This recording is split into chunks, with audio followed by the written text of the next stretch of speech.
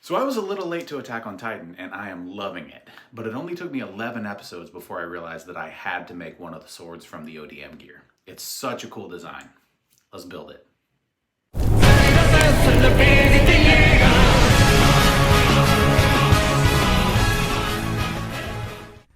So I did. Went ahead and found a model online and 3D printed it. This model is by the Hudson Forge, and I'm not gonna lie, it's pretty expensive, especially considering that I normally don't pay for STLs. This one was about 30 bucks. So pretty hefty, but it's worth it in my opinion. For one, it's just a beautiful model. If you've seen the show, this is exactly how it looks in the show, replicated pretty much perfectly. And then it also has some pretty cool like action features. So there are these two triggers that are spring loaded, and that is a compliant mechanism incorporated into the design of these triggers. Same with this kind of brake handle here. It is also spring loaded. And then there's these slider switches. And then the coolest part is actually this hammer here, which does have a compliant mechanism. You can print for it, or you can put in a mechanical spring, a metal one, which is what I chose to do here. And it actually operates the blade release. And again, not only is this exactly how this portion looks in the show, but it's basically how it functions as well, which is super cool. And this model just does a great job of bringing that item to life. So this is basically done, right? You know, throw a couple of coats of paint on it, call it good. And theoretically, you could do that. In fact, if you want to print this model for yourself, I will leave a link to it in the description. But you might be able to tell that a lot of these joints are pretty sloppy. It's kind of uneven, thrown together quickly. Because for me, this is just a prototype. I really love 3D printing, and I definitely believe that there is a place in my builds for 3D printing. In fact, a lot of the projects that I've done in the past use it a lot. But for me, at least, that place is not the blade of a sword. I've made 3 swords so far, and all of them have some sort of a metal blade, either steel or aluminum. And I really think that takes the project to the next level. So I also want to make this sword blade out of metal. So that is the plan. Unfortunately, it's not going to be as simple as just replicating the blade in metal. I foresee a couple of problems with that. For one, this is not a lot of material to work with. Metal is quite heavy, and if I were to have a metal blade on the end of this handle, there would be a lot of leverage on this part. And you can tell that it's kind of already a little wobbly. And part of that is just because 3D printing is not that precise of a medium, but all these problems would be magnified if the blade was heavier. So I need some way to have a really secure, rigid connection here. Not only that, but this hammer, being made out of plastic, I fear will wear down over time as you take out the blade and put it back in. And if you know me at all, you'll know that I like exploring different processes and new techniques that I haven't tried. So I figured this project would be the perfect time to use one of the services that will 3D print something in metal for you.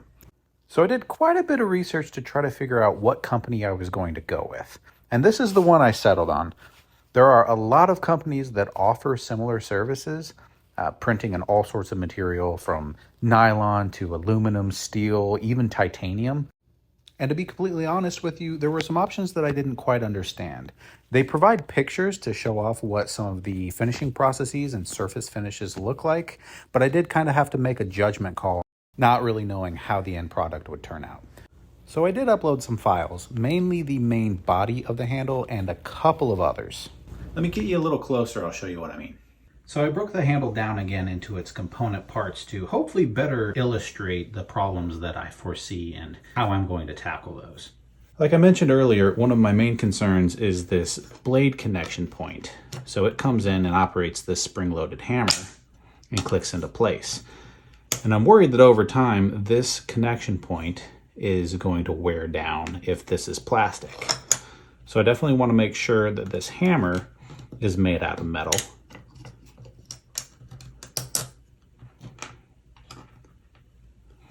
And then to stiffen everything up, again, I want these two main handle components to be metal as well. For visual consistency, that means that these two parts also need to be metal. And I imagine that this kind of brake lever handle will also receive quite a bit of force, so I want it to be metal as well. So I've gone ahead and ordered the parts already, and they are here. So if I swap those out really quick, those parts become metal. So I used a service called Craft Cloud to have these files printed in aluminum. And you may be asking why I didn't just get everything printed in aluminum. And realistically, I should have to make things easier on myself. But these parts alone already cost over $200. And having every component, blade and all, printed in aluminum would have been well over $500. So to save a little bit of money, especially because it's already getting up there in price, I just went with these necessary components. The others I'll have to make. I was originally thinking that I would use some of these 3D printed components in their respective places, and it wouldn't look super visually consistent, but it would get the job done and still look pretty nice. But after seeing how these turned out and how good I think it's going to look, I really want to go the next step and make sure all of the components are really nice. So that means that I will need to find a way to make these triggers out of aluminum as well and substitute some sort of alternative for this compliant spring mechanism that is modeled into this component. I also need to figure out some sort of pin situation which links these two parts. And then these two accent pieces, I think I can make out of sheet aluminum and then bar stock for the kind of thicker details. And then I'll also have to recreate these slider pieces somehow. For the grips, I don't think in universe they would have been made out of metal anyway. Probably would have been some sort of material that improves their grip. So plastic or rubber. So I might stick with the PLA parts, or I might try TPU. We'll just have to see what fits the prop better. And then this blade connection piece is going to be incorporated into the aluminum blade. And I'm going to be making that out of stock aluminum flat bar. So here's the aluminum flat bar that I already have up against the 3D printed blade. You can see that these two 2-inch wide sections are perfect for the blade. And this one is too big, I would have to cut it down, but I wouldn't be able to use this one anyway because it's 1/4 inch thick, which is too thick for the handle slot. Kind of the other end of the Goldilocks spectrum, we have 1/8 of an inch thick. And I was hoping this would fit since it's pretty light and wouldn't have too much leverage on the handle, but it's too thin to fit into the handle slot. So fortunately I do have this 3/16 inch thick piece, which fits very snug into the handle slot. So basically perfect. I am concerned about how much weight is going to be out on the end because of that 2-inch section is about all that connects it to the handle. That will be quite a bit of leverage. But fortunately, it is about 10 inches too long. So I will have to cut off a significant portion of it, which should decrease the weight quite a bit.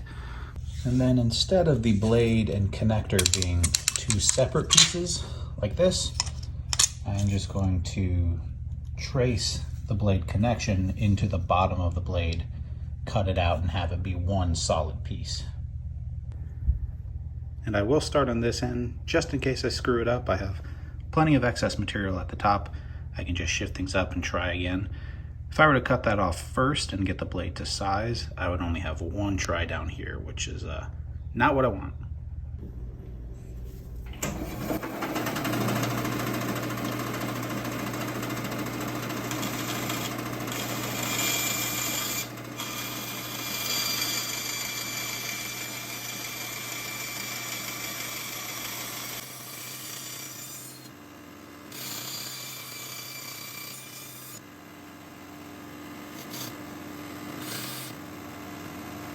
Here's the 3D printed connector we were aiming for, and here is how it's looking.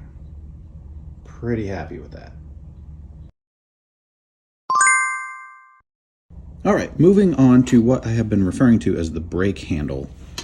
On the 3D printed part, there is actually a compliant mechanism inside which takes advantage of the bendiness of the plastic to create sort of this integrated spring.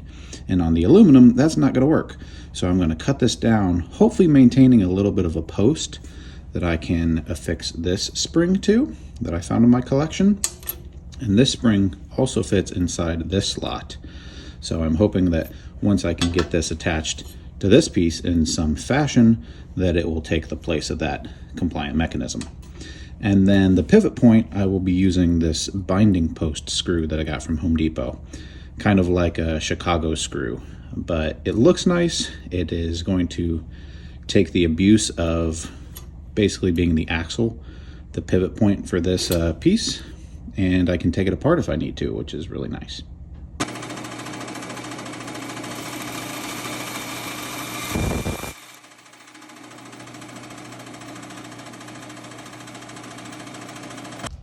After just a few seconds with the rotary tool grinding it down, I now have a stump that accepts that spring, which fits into the housing, and then the binding post goes in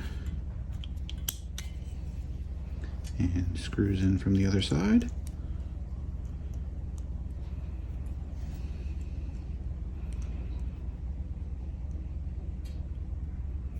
There we go.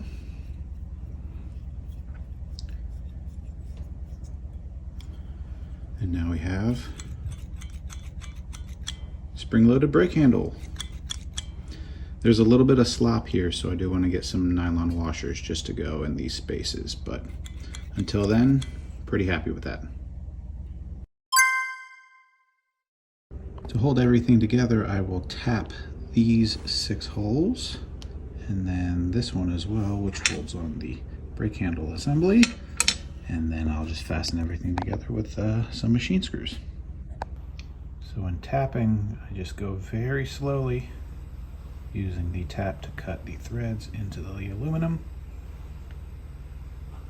And then every now and then you gotta remember to back it out a little, just so that you can clear the chips out of the flutes that are clogging. And then you can go a little bit further.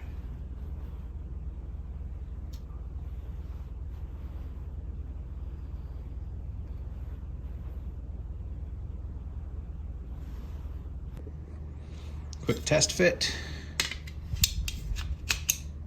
Oh yeah. It was a little stiff going in, but still the hammer actuated nicely. Love that. And it feels really good. Like even holding it out doesn't feel like the leverage is going to be an issue. Super strong, almost no wobble in the handle. And again, we're going to be cutting off about 10 inches of this, so it'll weigh less at the tip, so less leverage even then. But even so, with the full length of the handle blade combination, that'll work. So unfortunately, I was not able to use the 1/8 inch aluminum for the blade, but it does look like it is going to be the perfect size for these triggers. So I'll trace them on, cut them out. Again, I don't need to add the spring mechanism. We'll come up with an alternative solution for that. But I'll get those cut out and then shaped up on the sander and see what they look like. Kind of like this. Cut it out, shaped it up, gave it a little bit of a rounding on this edge, just so that it's a little more comfortable on the finger. But that's one, let's do the other. Ta-da! All right, let's put some parts together, starting with the brake handle assembly.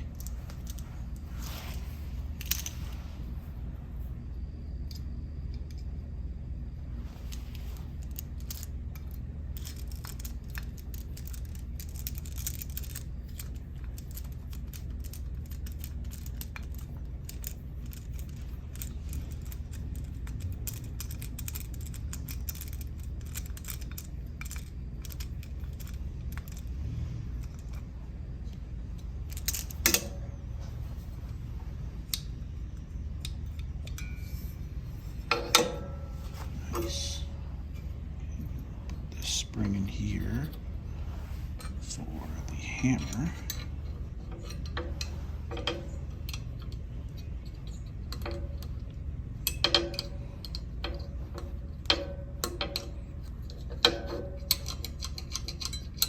Okay. Triggers.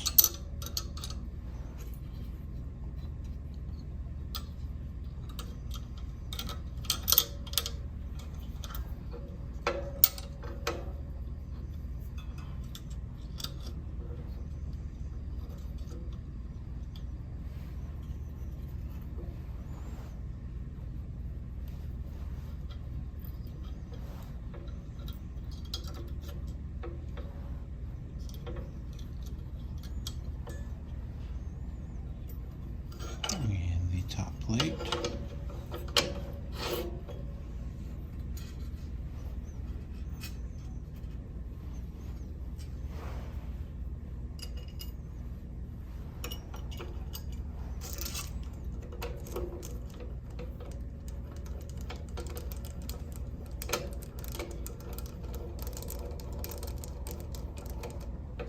Loosely at first, because I do think these being tight and holding the blade secure is probably more important.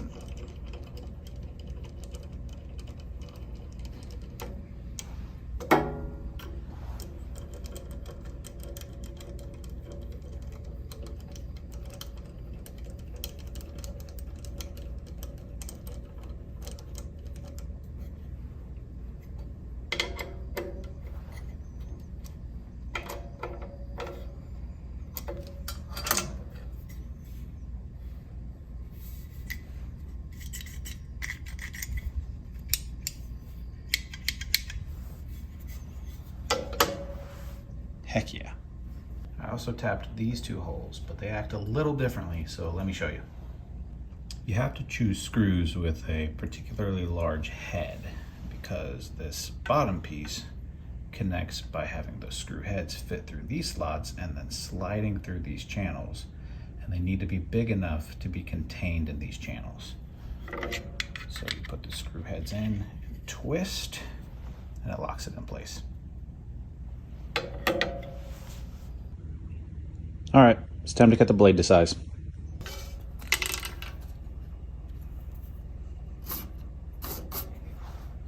Let's cut.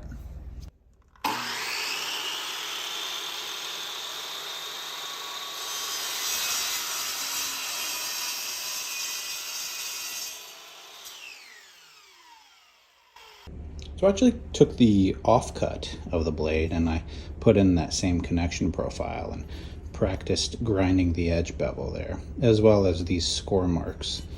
And you can see that this one's kind of wobbly, this one's getting better. So yeah, this was great practice, and not only is it a good practice piece, but in the show, these score marks kind of function like a utility knife, and they're supposed to snap off at those places.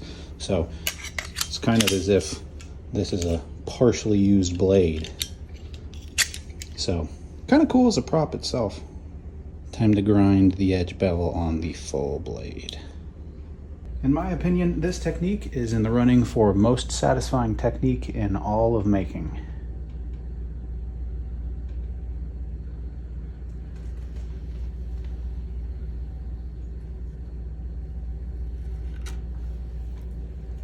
Nice. To explain, it's basically bracing the Sharpie against your finger and then using your finger as a guide to run along the piece and mark a straight line.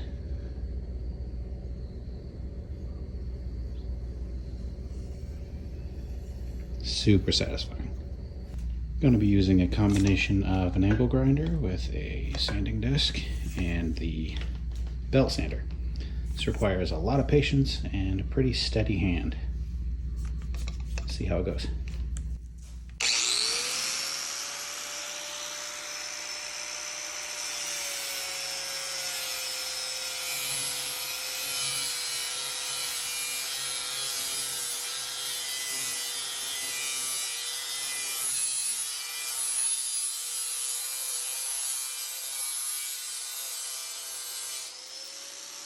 So I have some sheet aluminum in different thicknesses. This one is a 32nd of an inch thick, and this is 1/16 of an inch thick. That's for this accent piece. So without having to find my calipers, just comparing these, pretty sure it's about a 1/16 of an inch thick. So we'll get that traced onto this and then cut it out.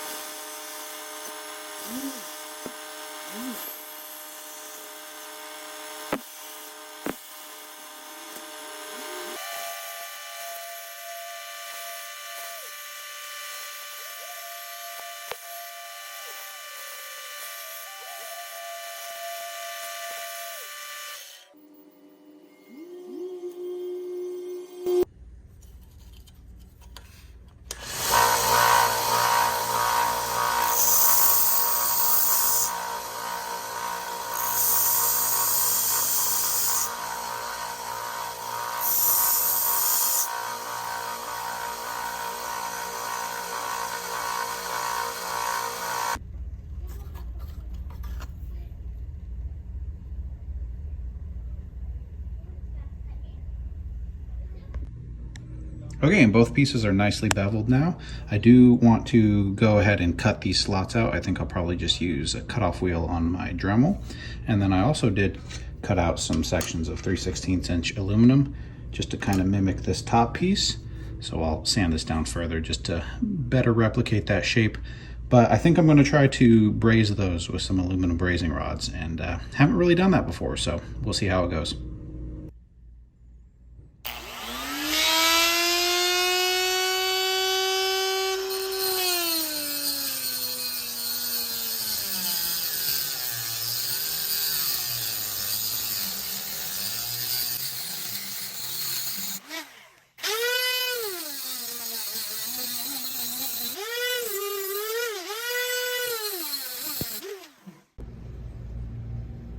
So I tried to do some brazing, first this piece onto here, and then that joint piece into that slot.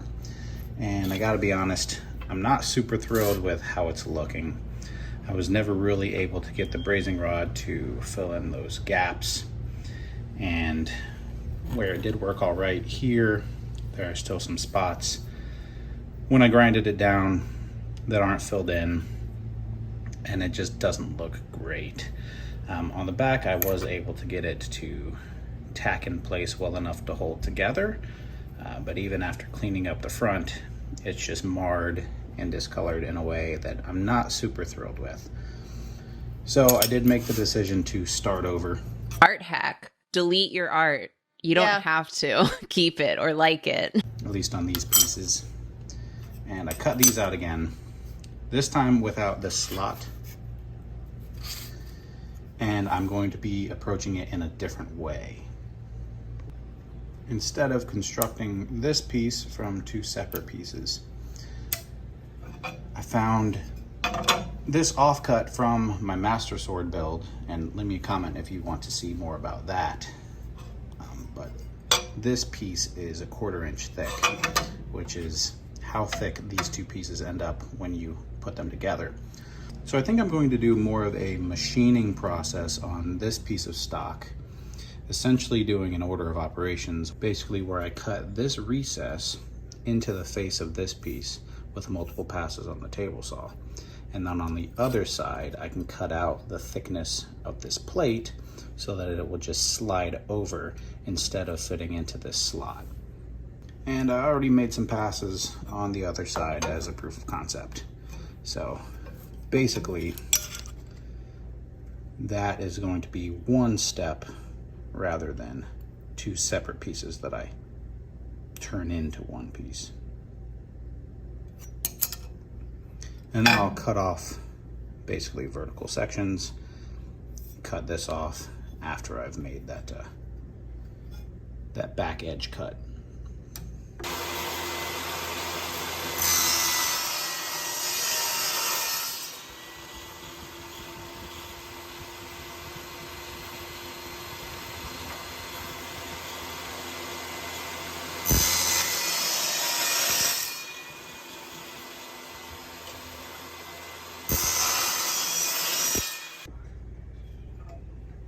Here is that stock, quote unquote, machined.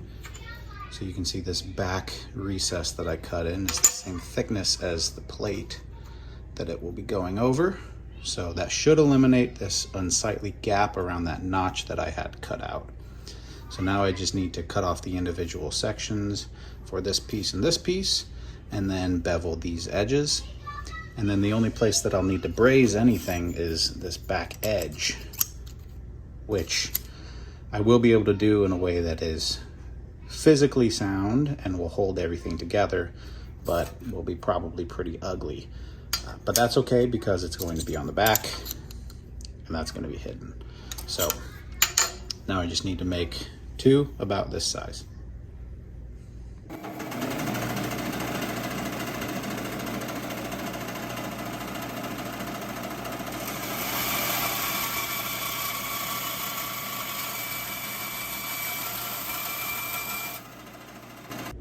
Yeah, that looks much better. Now to braze.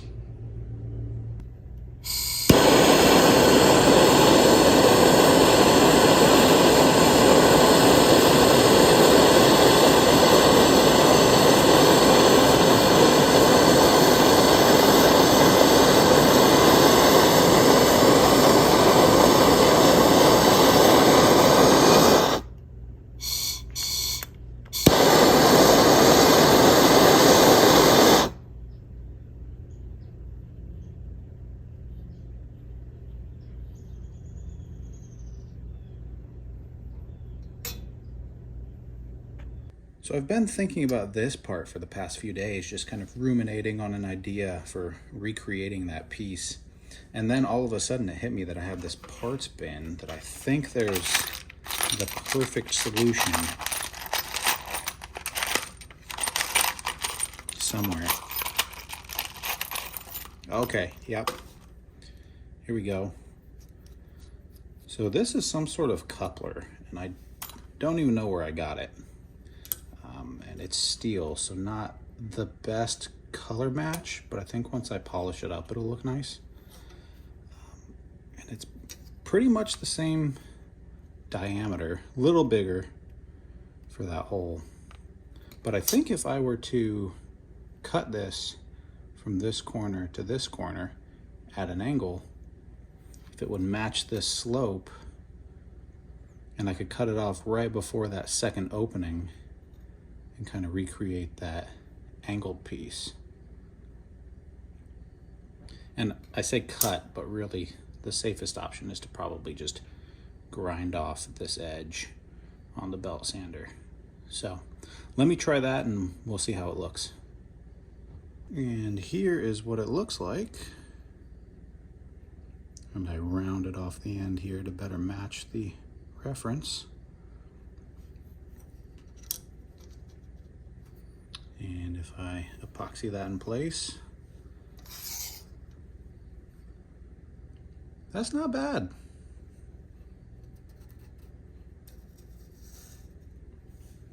Yeah, I like that. Moving on to what might be one of the harder parts of this build is this little collar piece. And to be completely honest with you, when I embarked on this project, I told myself I would not even worry about this. The blade would be fine without it. But now that everything is coming together and looking so nice, I think I gotta give it a shot and see if I can do it. So the reason I kind of put it off was that I'll need a 1/2 inch chunk of aluminum for it. So I bought a 1/2 inch thick chunk of aluminum for it. So basically I just need to cut it to size and then carve out a channel that's the perfect size of the blade to fit in over. And that's going to be the hard part. Wouldn't be too difficult with a milling machine, but I don't have one of those. So it's going to be a drill press and files and whatever tools I have on hand. So we'll see how this goes. So that starts by drilling a series of holes sort of in a slot that are less thick than the actual blade, so that I can actually sneak up on that measurement and get it really nice and snug. Good secure fit. Just like I imagined, I have been having some trouble with that piece, and I have made some progress on it, but it's been pretty hard to film, so I did just want to demonstrate some of the techniques that I've come up with. And because I'm not going to be using this piece anymore, I did just kind of mar up this surface to act as that piece. So I have been using some just handmade sanding sticks to be able to get in there and file down from the inside. And that's working all right, but it's super slow. So I had the bright idea of putting some sandpaper on my oscillating multi-tool and then using that kind of in the same way. And it does work, but I can't really get as much force on the sandpaper as I'd like. And it kind of oscillates at too high of a frequency to really be that effective. So I have resorted to the rotary tool, just using cutoff wheels and also these carving bits to kind of just clear away material bit by bit. But the problem I'm finding is that these kind of marred edges are inconsistent from the top of the piece to the bottom of the piece. And I need that to be one flat surface all the way across to best accept the blade. So really I was thinking that it would be nice if I was able to get my 1-inch belt sander inside here somehow. But those belt sander belts and this piece, well, the piece I'm working on, they're both closed loops, which means that I can't get the belt inside of the piece that I'm working on. It'd be one thing if I had it in two separate pieces, cut in half, and then I could just do one side at a time. But the reason I'm making it out of one solid piece in the first place is because I don't want there to be any seams at all. So I did want to figure out some way to make it easier to make the inside channel of my piece one consistent flat area. So I decided that rather than breaking the loop of the piece, I would break the loop of the sanding belt. So I actually found where it split and used an older belt for this, but I cut it in half there and super glued it back together with the piece inside. So I've been able to run the sanding belt and clear out the inside channel and actually get a pretty flat surface in there. And I'll do that on both sides, and then I'll just have to figure out how to make these edges nice and square. And I have an offcut from when I cut out the handle connection point, so I can just test and see if it's fitting into that slot, and we are getting closer, but still not quite there. I know some of you might be wondering how I plan to do the back edge, since the sanding grit is only on one side of the belt and it doesn't exactly twist around, but I actually found that if you bend it at like a 45-degree angle, you can fit both ends through the slot at the same time, and then it basically slips it around. So we'll do that side that way. Well, that only took all day.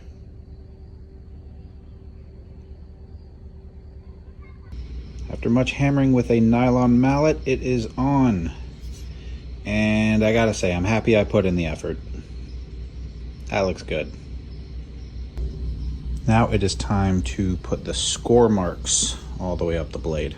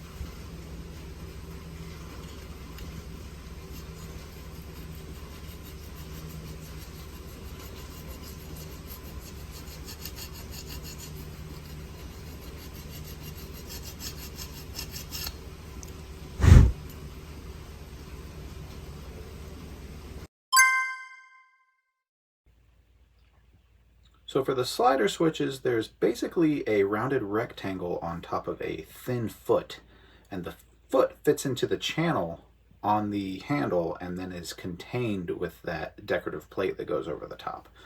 So I tried a few different methods of making that foot, both by cutting away excess material and by hammering out like a mushroom lip of sorts, and wasn't happy with that process. So I did move on to creating the components separately, one out of flat bar stock and the other out of that sheet aluminum that I used for the detailed pieces, and then brazing those together, and that worked all right. So I made two of them that I was fairly happy with, but they have their issues. You can tell that there are some surface dings, and to get rid of those I would have to grind them down even flatter, and as is they're already too flush to the surface. So I had to start over, delete my art, and try again. Don't be precious with your art. Yeah, just delete your Just art. delete it. Your art. Delete your art. Everyone delete your art. And here are the two that I am left with after a lot of work and burning my fingers on some hot aluminum after some rigorous sanding. But I'm much happier with these. And unfortunately, I did not get to film very much of it because they are so small and the work was very delicate and hard to do even when I wasn't filming. So let's talk grips. Technically, I could use black grips.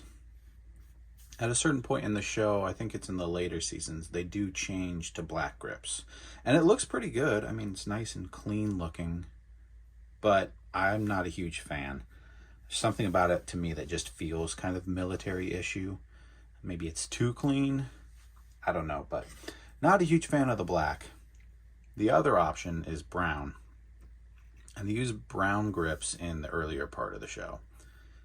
And I like the brown a lot better, particularly on the aluminum. But I did want to see what it would be like if I were to print those grips in TPU, since both of these are PLA plastic. And TPU is much more flexible and has some give, so I figured it might be nice for the physical properties of the grip. So I did order some brown TPU, and it was supposed to be very similar to this shade, kind of a chocolate brown. But what arrived was this shade, which is more like a Woody's cowboy hat brown. And it's alright, but I'm not a huge fan of this one either. You can tell that the surface quality is worse because TPU is kind of hard to print. And because of the color and material combination, it just kind of looks like a toy. And it is flexible, whereas the PLA prints are not. But because it's so thin, it doesn't really give that much. And on a flat surface, it doesn't really feel any different than the PLA print. And when you put it on, I'm really not a fan of that look. So I think I'm just gonna go with the PLA, this chocolate brown. And I think this looks really nice. I'm going to avoid putting it on the part for now, just so that there can be some sort of a reveal at the end. But I do like how it looks a lot with these grips on. It's time to put all the pieces together.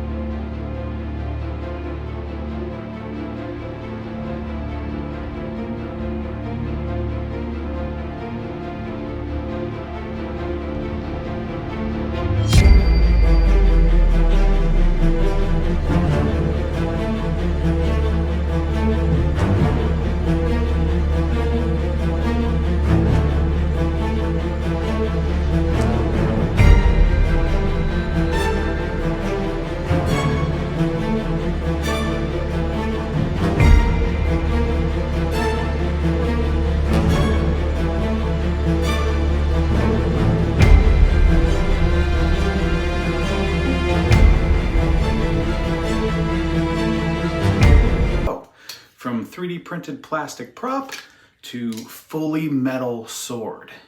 I really love how this turned out. Not only do I love how it looks visually, but also how it feels in the hand. I mean, it's metal, so it's got a lot of weight to it and it feels significant. And it also just feels legit, like less of a prop and more of an actual item, which I really like. And it works really well too. You have the slider switches that work well, the triggers and the brake handle, the springs actuate just how I'd want them to. And then most importantly, the blade release mechanism, which really adds so much to this build. And of course, the ODM gear comes with 2 swords. So I have the metal one, and then I also 3D printed another one, actually in more appropriate colors this time. So I've got the 2 swords, and it's pretty cool to look at them side by side and see the differences and feel the differences. I think it makes for a good set. If I do display these on a wall, I think I might cross them in some fashion. But the other idea is that I can take off the 3D printed blade and put on that other stubby blade that we practice on. Again, because it works as a prop in and of itself, and this is what it might look like during a battle in the show. So pretty cool. We've got the full one and the partial one as if they're mid-combat. If you saw my clay processing video, I said at the end that I was working on a project that had my complete and total focus. That was actually this, despite the fact that the Alebrije video came out right after. That was just a publishing mistake. But this is what I've been working on for the past few weeks. But that means that it's actually not on the big list of projects at all. It came up, I had to do it, it jumped to the front of the line. So that means first we need to add it to the big list of projects, and now we can check it off. Thank you for joining me on this one. More projects to come, probably something that is currently on the list, but you never know. Some things just come up. Actually, I think the next video hopefully will be working with that clay that I processed. Again, don't hold me to that, things can change, but that's the plan for right now. In the meantime, leave me a comment if you have any questions about this or any other builds. Let me know if you want to see anything on the list come up sooner. Subscribe to the channel if you want to see more like this. Leave a like on the video if you did like it. Leave a dislike if you didn't. Either way, thank you for making it to the end. I'll see you next time.